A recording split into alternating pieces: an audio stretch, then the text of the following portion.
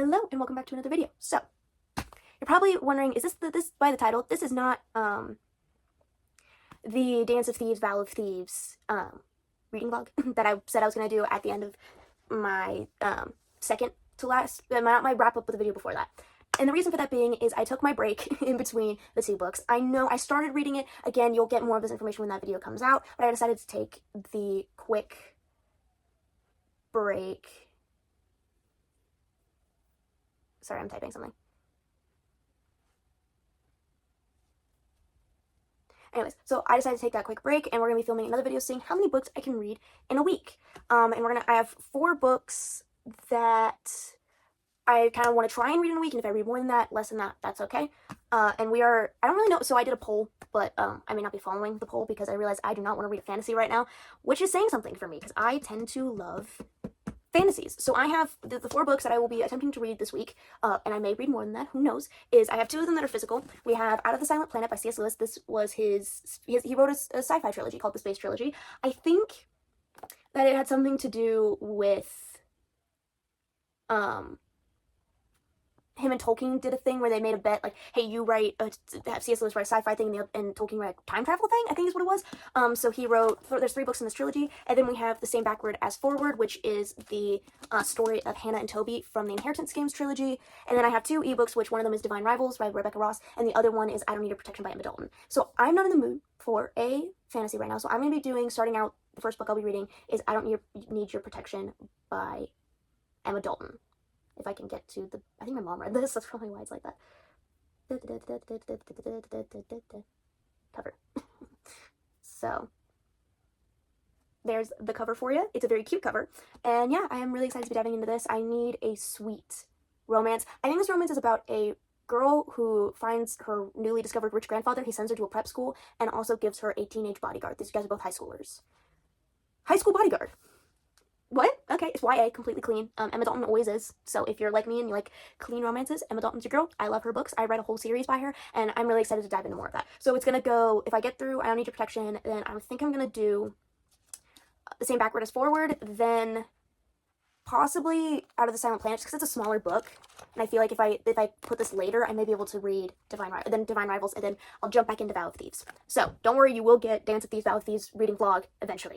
Just not yet. Just wait a week. So it's a Friday, so we're starting this on Friday. I know it's a weird day to start this video, but we're starting it on Friday, and we will be carrying this on to next Friday, and I'm super duper excited. Cannot wait to see how many books I can read in a week.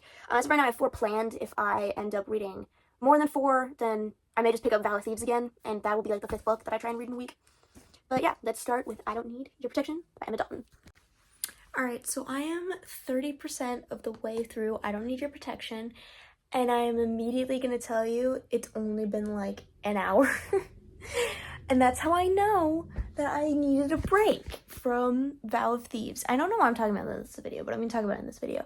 For me, I've learned this about myself. Sometimes I need a break. It took me 3 days to get to 20% of the way through Vow of Thieves. It took me less than an hour to get 30% through this book. That's how I know I needed a break, and I needed something light, and I needed a break. So, gonna keep reading this. I'm on chapter 11, and so our main female character is Addie, and I was right, she was recently discovered by her grandfather who, her parents died in a car crash. She has been taken in by her rich grandfather who has sent her away to a school, and basically she has to live kind of in hiding because there may be a threat to her life, so that's why she has a bodyguard named Caleb, which is funny to me because I have a brother named that, so it's a little weird. And he's the same age as her, and it's a very entertaining book, because it kind of reminds me of the Inheritance Games in a sense, of, you know, how Avery kind of had a risk on her life, and obviously her bodyguard was a grown adult. I'm just saying, let's, like, picture Grayson as Avery's bodyguard, and that's pretty much what this relationship feels like. It's so good, really enjoying it, and yeah, I'm gonna keep reading. Alright, so finished I Don't Need Your Protection. Loved every second of it. it was so good. I really needed a cute little romance. I really needed a cute little romance. They were so sweet. And this book is a series that follows not only Addie, but her friends. So the next one is about her friend Carly, and that's exciting. I cannot wait to read that one eventually. But yeah, so next, oh, what is the next book I'm reading? Same backwards to forwards, I think. Yeah, I'm pretty sure that's the next one I'm reading. Got it. Boop. Got it. Got it. Excited. I've been wanting to read this for a while. And I don't know whose side to start with. Genuinely, I don't know whose side to start with. I think I'm gonna start with Hannah's, maybe. Which I'm pretty sure is this side. Yeah, we're gonna start with Hannah's. I'm so excited. And then we're gonna read Toby's. So excited. Also, this book looks so cool. Look at the sprayed edges. Look at the sprayed edges. All right, so, oh, by the way, it's Saturday. So I finished I Don't Need Your Protection on Saturday, and then, whoa. And then, I don't know, this probably won't take me that long, I don't think. And then we're gonna read maybe Divine Rivals next and end with my C.S. Lewis book. I think that's what I'm gonna do. So, oh my word. This book is gonna get so hard to hold. There we go. Yay! Okay, I'll see you guys in a bit once I get probably about like 20 to 30% of the way through this book.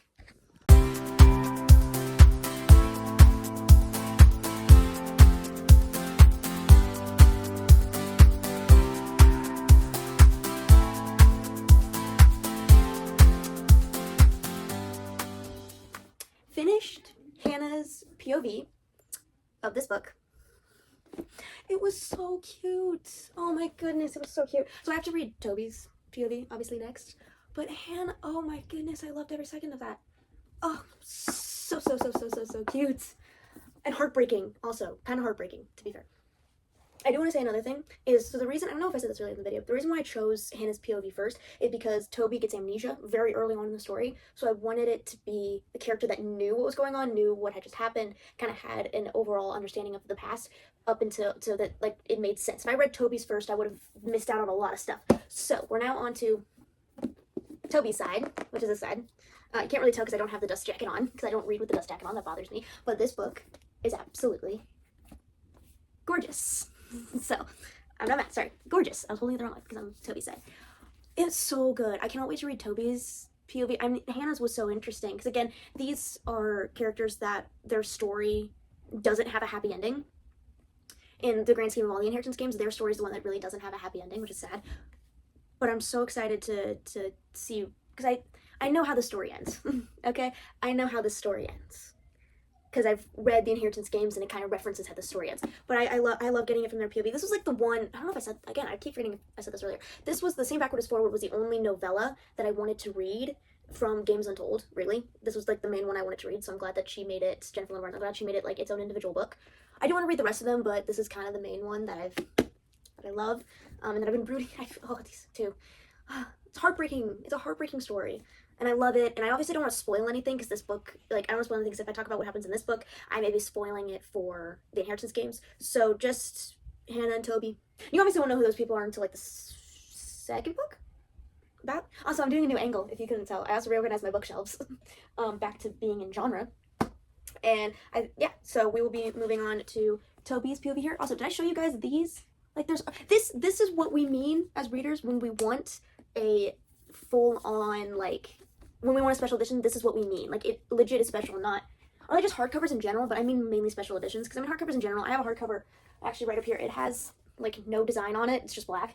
It's kind of annoying, but, you know, I don't have the dust jacket for it. So, anyways, yeah, so this is kind of what I mean when I want a special, I don't buy special editions, by the way. This is the only special edition because it's the only way I could read just this story. And I saw it on Jennifer Lynn Barnes' social media and it looked so cool, so I bought it. But yeah, this is kind of what I mean when if I was to buy a special edition, I want it to be like this. I'm not just gonna buy one that has just sprayed edges and it looks like a normal hardcover. I'm like, if I'm gonna get a special edition, I want it to be special. I want it to look cool. So there's a little rant for you about my personal preference on special editions. Why I don't own any. I think that's the only special edition I own. Well, wait, do I own a special edition of? I don't think this is sprayed edges, but I don't know if this is a special edition or not. I'm pretty sure it's not. No, I don't think this is a special edition. Although it still looks cool. But I don't think this one's I don't think this is a special edition. It's got sprayed edges. So, but yeah. So let's get into Toby's POV. By the way, I don't think I told you what day this is. It is Tuesday. So I have the rest of today, all of Wednesday, all of Saturday, and all of Friday, or not Saturday, Thursday, and all of Friday to read 2 more books. Like finish like 2.5 books. So. Do you like? By the way, do you like the new angle? Is this a nice angle? Because you kind of get to see more of the bookshelf if I'm not sitting directly in front of it, and I get to sit in a swivel chair. So if that bothers people, I'm sorry. But yeah, time to dive into Toby's POV. Okay, finished Toby's side of the same backward as forward. I forgot the. Oh, I was tearing up at the epilogue of his side of this book. It was so good. By the way, it's Wednesday. Just establishing that because I keep forgetting to do that at the beginning of each of these parts. Oh, this was so good and slightly heartbreaking. His POV was probably the hardest to read. I would have thought that Hannah's would have been difficult, but Toby's is way harder to read, and it was so good. It was so good. And now I don't even know what I'm gonna rate this, honestly.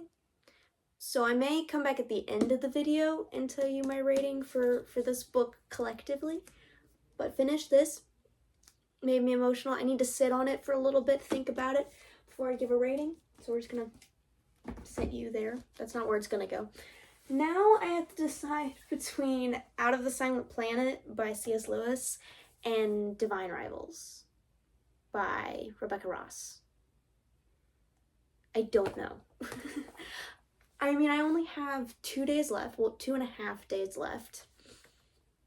And I don't know how long or how quickly I'll be able to get into, honestly, how quickly I'll be able to get into either of these.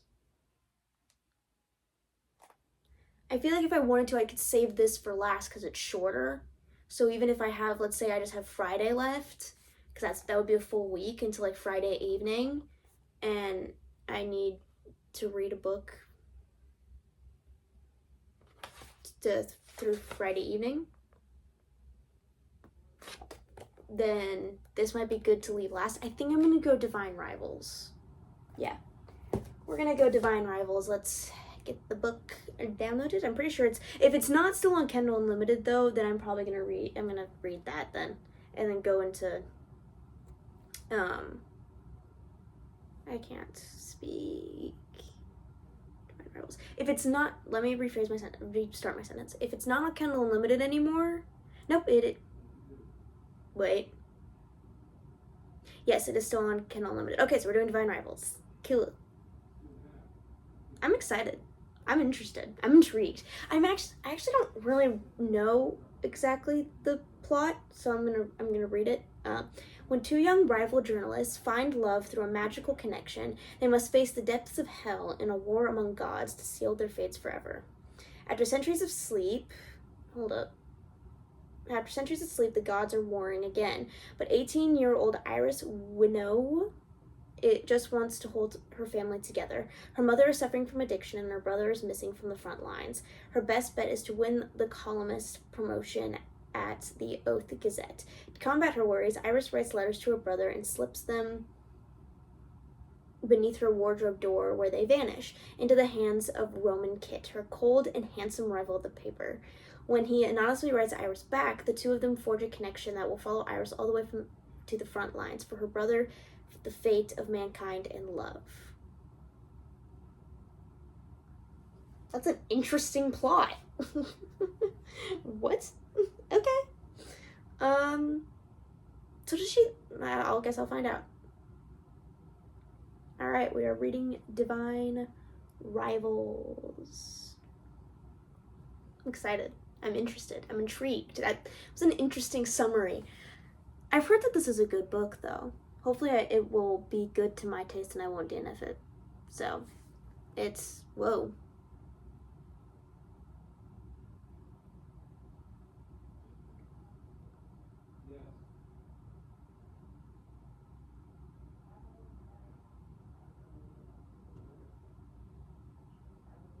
All right, here we go. Prologue.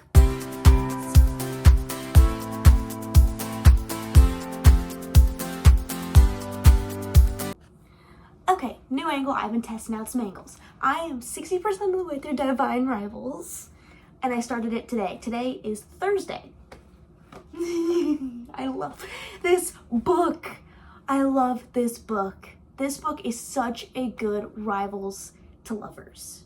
Okay, they're not enemies, okay? I think I've talked about on this channel before my firm stance on enemies to lovers being different from rivals to lovers, but man, are these guys so good. So good. I love Iris and Roman. I love them. They're so cute, and they're, oh. So as I said, I'm 60% of the way through it. I'm probably gonna finish it tomorrow, which is Friday. I have until Friday night to finish this video and see how many books I read. As of right now, I've read 2, maybe 3, might soon be 3. It's so good. It's so, I have no words to describe it.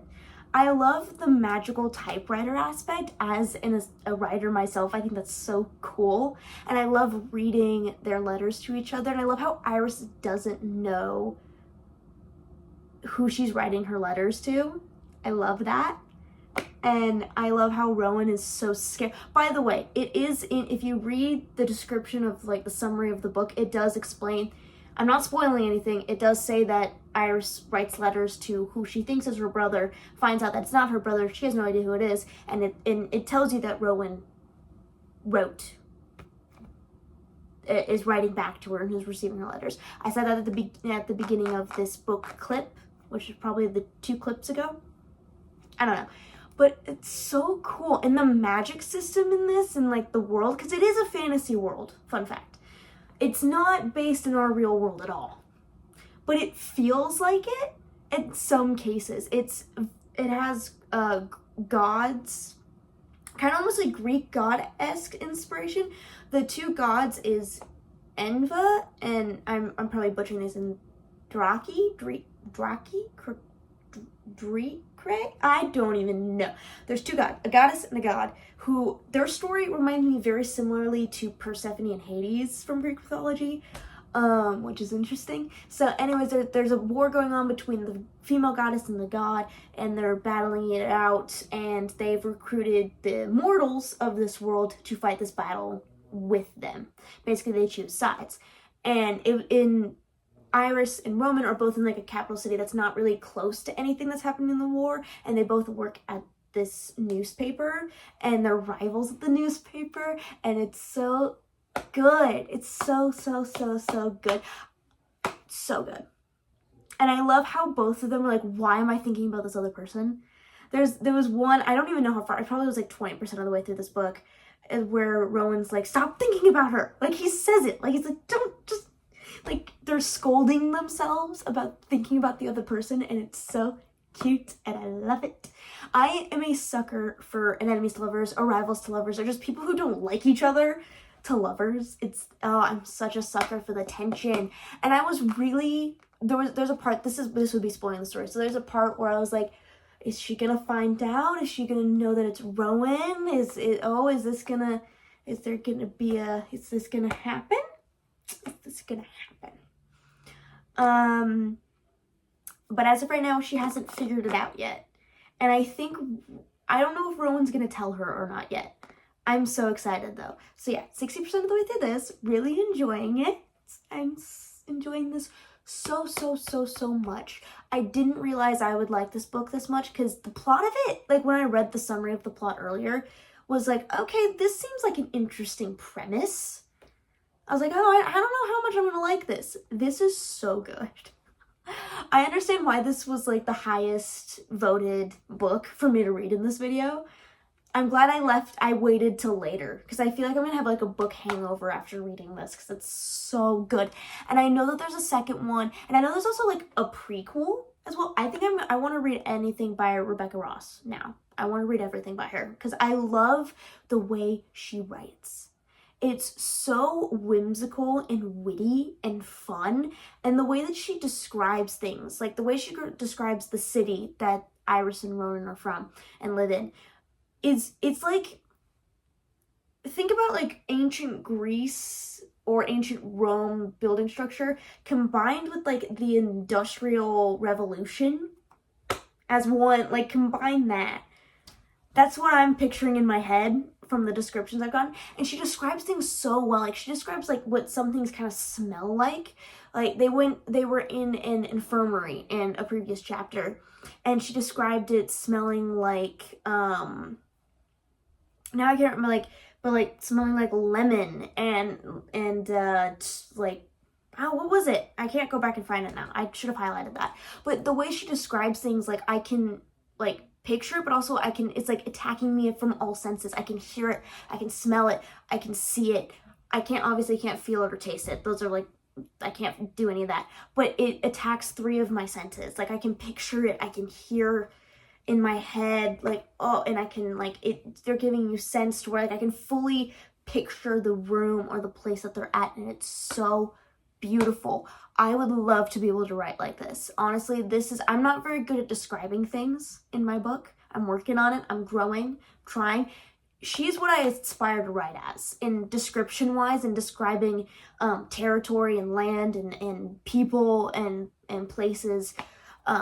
And just, oh, it's so good. And also, if you're not really big into fantasy, I kind of recommend Divine Rivals because it's not a very heavy fantasy. Like, yes, is there like the gods aspect, and like you kind of hear like myths about them, but it's not, and like there's obviously the magical typewriters, but it's not like super heavy on, like, there's not a lot of world building. Like there's not a lot you have to understand. It's not a super complicated magic system. It almost falls kind of in on that like a blurred line of magical realism to fantasy magic.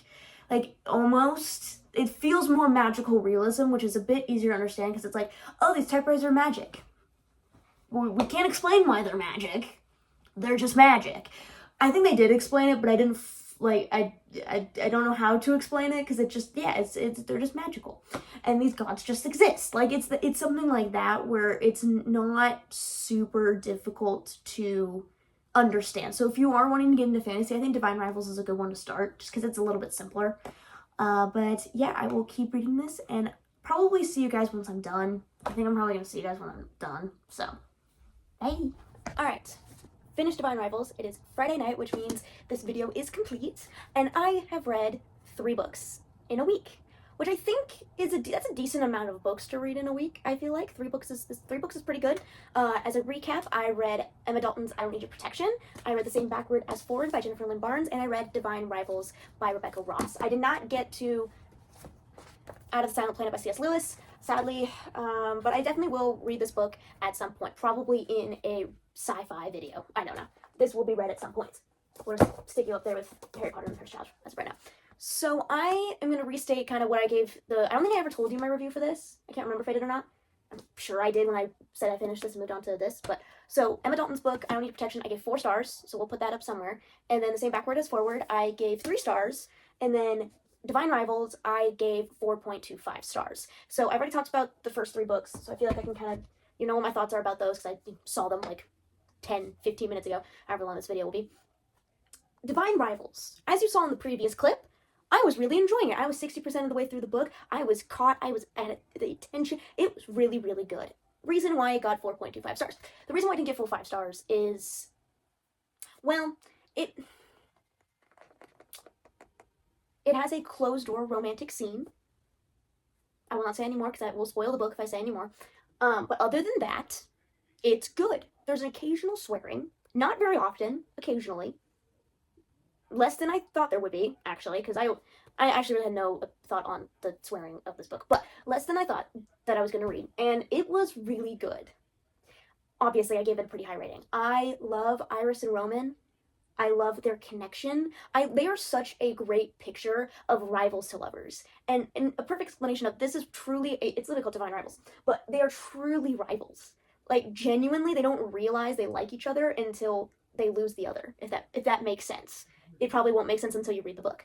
I really think that Rebecca Ross has, I said this in the previous clip, has such an incredible writing style. I love how she's able to attack all of my senses with her descriptions of places and of scents and of what it looks like and what it sounds like, and it's so good. The cliffhanger-ish, well, no, the epilogue. I have a friend who doesn't read prologues, and I don't think that he reads epilogues either. Do you know how annoying that is? I told him what book was it that I gave him to read? I'm like, dude, you need to read the prologue. Skyward. I gave him Skyward by Brandon Sanderson. I'm like, dude, you need to read the prologue for this, because if you don't, you'll be extremely confused. Or the certain parts of the book won't hit as hard. I 10 out of 10 recommend reading epilogues and prologues, because they really do, they're like just another chapter. Just think of them as another chapter. Really, they're great. Most of the time they're extremely necessary. That's why they're in the book. Anyways, the epilogue of Divine Rivals was crazy. Honestly, the last 15% of this book was crazy. Okay, it was so good. This is my description of this book in like the world terms. It's like ancient Rome, slightly architecture, throw in some magic, with the Industrial Revolution sprinkled in there, and then smack World War II on top of that. That is the description of what this story gives me in atmosphere and setting vibes. The setting vibes are very much World War II in ancient Rome with Industrial Revolution technology, if that makes sense. That's how the atmosphere and setting feels to me. And then obviously our two main characters, it is kind of dual POV. We get both POVs. Majority of it is Iris's POV. We get a bit of Roman's, not a lot. I kind of wish we would have gotten more of Roman's POV, to be fair, but I also know that this is a duology and there is a prequel, so I probably will be reading Ruthless Vows, which is the second book in the duology, and then possibly also the prequel. I think I might just read all three of them, honestly. Or I kind of just want to read anything by Rebecca Ross now. I love her writing style. And this is, I think, one of the first authors on this channel that I've really geeked out about their writing style. Like, what made me fall in love with the book was not only the way that she wrote her characters, like, it's just purely her way of describing things, and she kept me entertained when she was describing things. And the reason I think why that makes such a big deal to me is I said this at the beginning of the video, I was in the middle of reading Vow of Thieves, and I said this about Dance of Thieves. You obviously get this in the video, so I'm not going to say a whole lot about it. There are a lot of descriptions of things that are very word-heavy. There are a lot of descriptions of things in Divine Rivals, but they flow. Like, I'm reading it, I'm like, oh, I actually, like, they're just so heavy. Wait until my Dance of Thieves, Vow of Thieves reading vlog comes out, and I'll probably go into more detail with that. I can't remember now, but I really do enjoy just Rebecca Ross's writing and how she writes so beautifully, especially because both of her two main characters are journalists. So and they write letters to each other. Like, we get to see their writings of their articles and things like that, where they sit down and get on their typewriters and just write, and being able to write two different journalist characters who, when they sit down and write something, it's a completely different feel. When I'm reading something that Roman wrote, when I'm reading something that Iris wrote, it's completely different, but still so beautiful and well written. Like, it's not like she wrote in the same style for both characters. They both have their personalities come out in their writing, which is so cool, which is so cool. And I aspire to be able to write as well as she did. In my book, I aspired to be this good of a writer.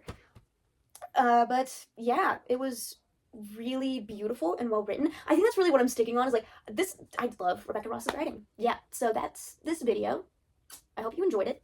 Enjoyed seeing me take forever reading this. This was the book that took me the longest. This book I finished like in 2 days. This one took me like 3, and then I don't know however long. Yeah, so there's that. I hope you all enjoyed this video. Please like, comment, and subscribe, and I'll see you on the next one. Bye!